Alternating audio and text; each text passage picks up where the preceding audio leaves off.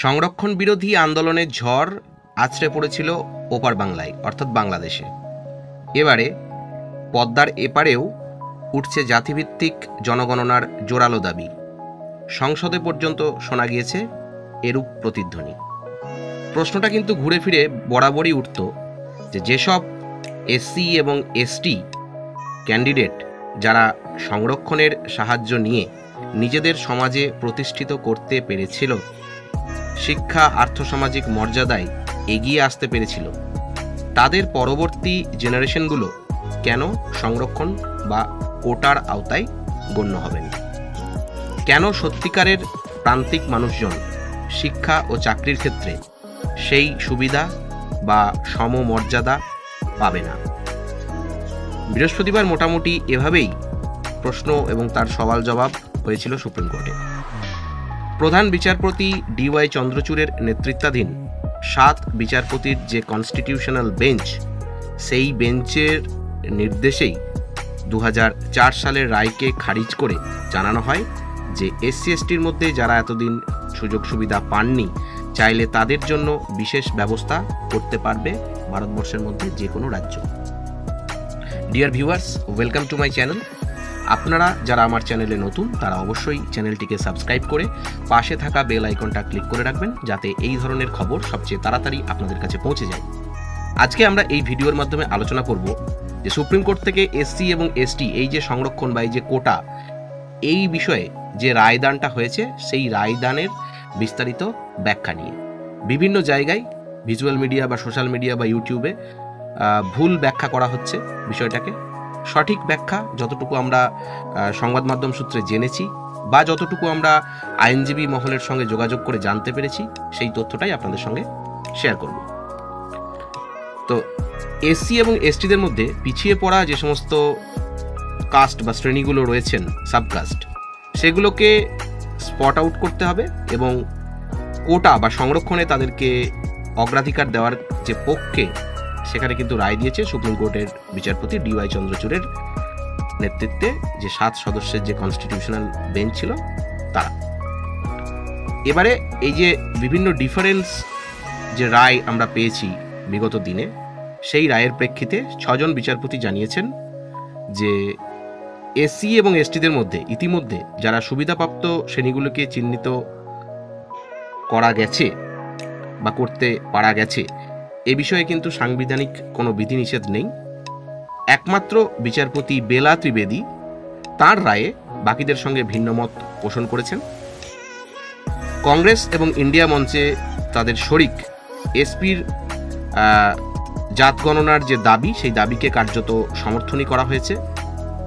এই যে সাংবিধানিক যে বেঞ্চ, সেই বেঞ্চের সংখ্যাগরিষ্ঠের রায়টা এরকমই।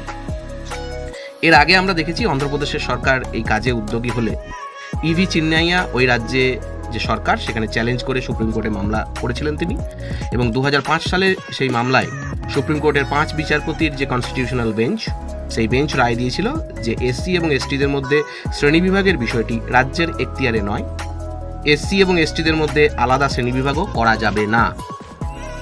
এদিনে আমরা কি দেখলাম?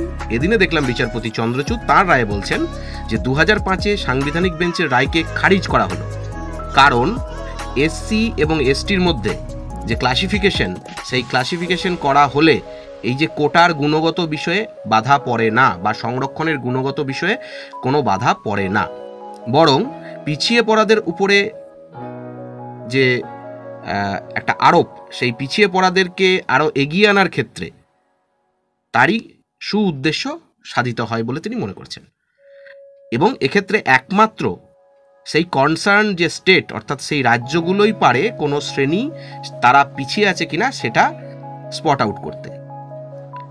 বিচারপতি ডিওয়াই চন্দ্রচূড় এ বিষয়ে রাজ্যের সিদ্ধান্ত নিয়ে আপত্তি উঠলে বিচার বিভাগ তা খতিয়ে দেখতে পারবে, এবং তিনি আরও জানিয়েছেন যে এই রায়ের ক্ষেত্রে বিচারপতি বি আর গাভাই, বিচারপতি বিক্রম নাথ, বিচারপতি পঙ্কজ মিঠাল, বিচারপতি মনোজ মিশ্র এবং বিচারপতি এসসি শর্মা, তাদের সঙ্গে তিনি একমত হয়েছেন।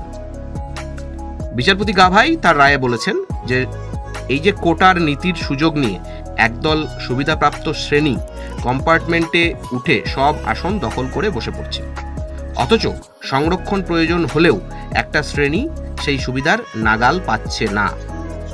খুব গুরুত্বপূর্ণ মন্তব্য করেছেন বিচারপতি গাভাই।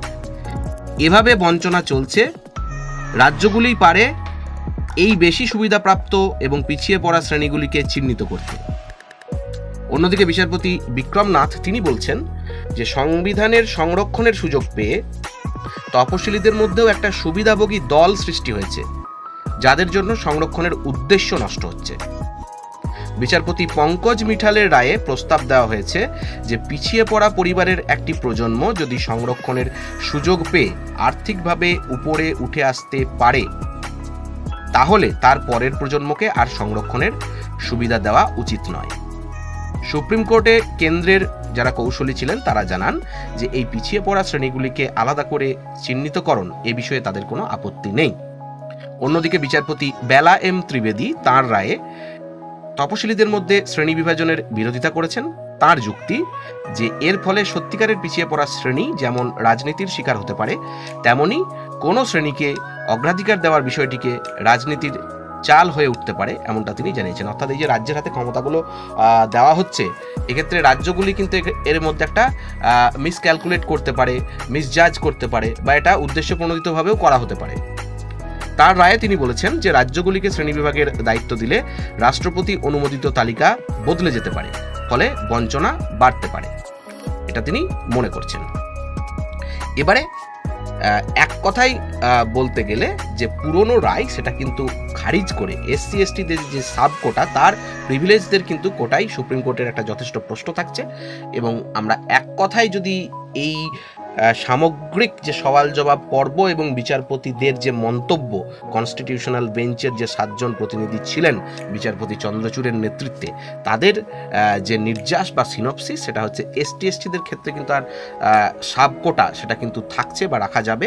এবং ইতিমধ্যে যারা কোটা বা সংরক্ষণের সুবিধা নিয়ে আর্থসামাজিকভাবে ভালো জায়গায় রয়েছেন, তাদের নেক্সট জেনারেশনকে কিন্তু সংরক্ষণ দেওয়ার নিষ্প্রয়োজন, এমনটা তারা মন্তব্য করেছেন।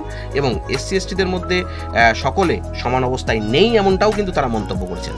তাদের মধ্যে সবচেয়ে পিছিয়ে পড়া বা প্রান্তিক যারা রয়েছেন তাদের জন্য সংরক্ষণ কিন্তু থাকছে, এবং এ ব্যাপারে তারা নিশ্চিতভাবে জানিয়েছেন। এসটি এসসিদের ক্ষেত্রে প্রয়োজনে ক্রিমি লেয়ার, কোট আনকোট, এই একটা ফ্রেজ তারা ব্যবহার করছেন, এই ক্রিমি লেয়ার তৈরি করে তাদের সংরক্ষণের বাইরে রাখা হোক।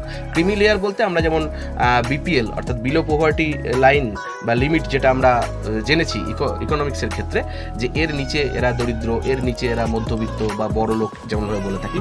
তো এই ক্রিমি লেয়ার বলতে যেটা বোঝানো হচ্ছে যে এর নিচে এবং উপরে, অর্থাৎ ক্রিমি লেয়ারের যারা উপরে রয়েছেন তাদেরকে আর সংরক্ষণ দেওয়ার প্রয়োজন নেই, ওই যে পরের জেনারেশন যেটা বলছি, এবং ক্রিমি লেয়ারের নিচে যারা রয়েছেন তাদেরকে কিন্তু সংরক্ষণ দেওয়া হবে। এবারে রাজনৈতিক লাভের জন্য নয়, রিজার্ভেশন দেওয়া হোক প্রয়োজন অনুসারে, এমনটাও কিন্তু বিচারপতিরা মন্তব্য করেছেন। এবং রাজ্যগুলির যে এসসি এসটির যে তালিকা সেটা বানিয়ে সংরক্ষণ বিন্যাস করতে হবে, এমনটাও কিন্তু তারা মন্তব্য করেছেন। এবং এই রায়ের যে তাৎপর্য, সেখানে কিন্তু রাজ্য সরকারগুলিকে সংশ্লিষ্ট রাজ্যে এসসি এবং এসটিদের যে সাবকোটা সেই তারাই কিন্তু ঠিক করবে, এমনটাও কিন্তু তারা বলে দিয়েছেন। এবারে এই যুগান্তকারী রায় যেখানে 6:1 অর্থাৎ 6:1 নিষ্পত্তি হয়, সুপ্রিম কোর্টে জানাই তপশিলি জাতি ও উপজাতি ক্ষেত্রে এই আর্থসামাজিক শ্রেণীবিন্যাস বা সাবকোটা রাখা যাবে।